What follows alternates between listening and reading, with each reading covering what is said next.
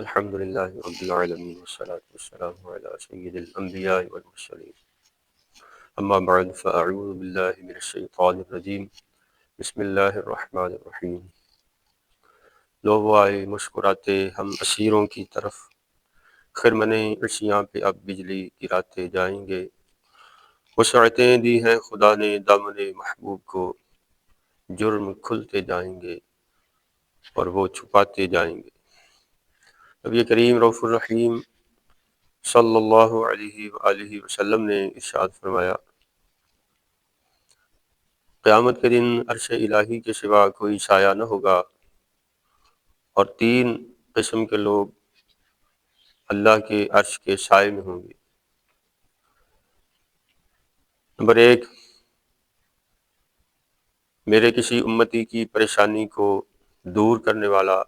Number دو، مجھ پر کثرت کے ساتھ درود پاک پڑھنے والا۔ اور نمبر تین،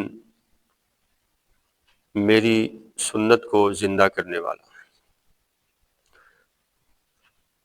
یہ بھی تین قسم کے افراد عرش الہی کے سائے میں ہوں گے جب اللہ کے عرش کے سوا کوئی سایہ نہ ہوگا، یعنی بروز قیامت۔ آسان کام ہے، مشکل نہیں ہے۔ مسلمان کی پریشانی چھوٹی ہو یا بڑی، جو اس کو اللہ کے لیے دور کرے، اللہ تعالیٰ جل شانہ، آسان کام ہے، مشکل نہیں ہے۔ کثرت کے ساتھ درود پاک پڑھنا، اس سے مراد یہ نہیں کہ ہر وقت درود پاک پڑھتا رہے۔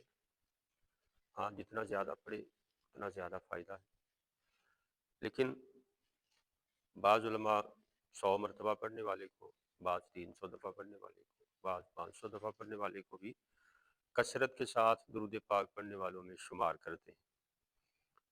تو زیادہ سے زیادہ کی کوشش کرنی چاہیے۔ ہر نماز کے ساتھ اگر ایک تسبیح یعنی 100 مرتبہ درود پاک بھی پڑھ لیا جائے تو بھی 500 دفعہ درود پاک پورا ہو جاتا ہے، اور کثرت کے ساتھ درود پاک پڑھنے والوں میں شمار ہو جائے گا انشاءاللہ۔ اسی طرح مسلمان کی پریشانی کو دور کرنا، کوئی مسلمان مشکل میں ہو، مشکل بڑی ہو یا چھوٹی ہو، جہاں تک ممکن ہو سکے اس کی پریشانی کو، مشکل کو دور کر دینا، یہ عمل بھی ایسا ہے کہ اس کی بدولت اللہ تعالیٰ کے عرش کا سایہ نصیب ہوگا۔ اور یہ بھی مشکل نہیں، ہمارے ساتھ روز ایسے حالات پیش آتے ہیں، مسلمان ایسے ہمیں ملتے ہیں اپنے ارد گرد، اپنے پڑوس میں، اپنے عزیز و اقارب میں، جو کسی مشکل میں ہوتے ہیں۔ ان کی پریشانی، مشکل کو دور کر دینا اللہ کے فضل سے اس فضیلت کے حصول کا ذریعہ بن جائے گا۔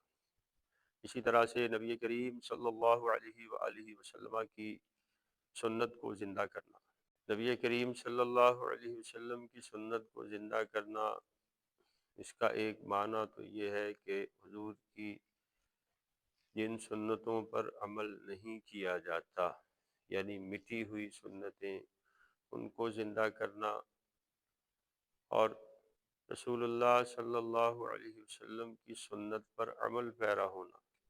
اللہ کے فضل سے یہ بھی ممکن ہے، اور یہ ایسے ممکن ہے کہ ہم اپنے روز مرہ کے کاموں کو سنت کے مطابق کر لیں۔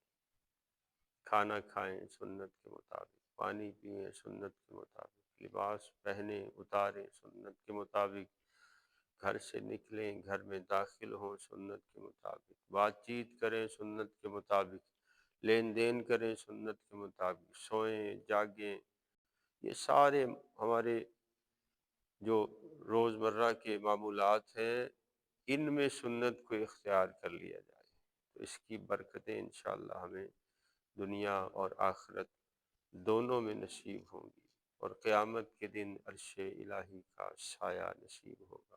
اللہ ہم سب کو نصیب فرمائے، آمین، بجاہ النبی الکریم صلی اللہ علیہ وآلہ وسلم۔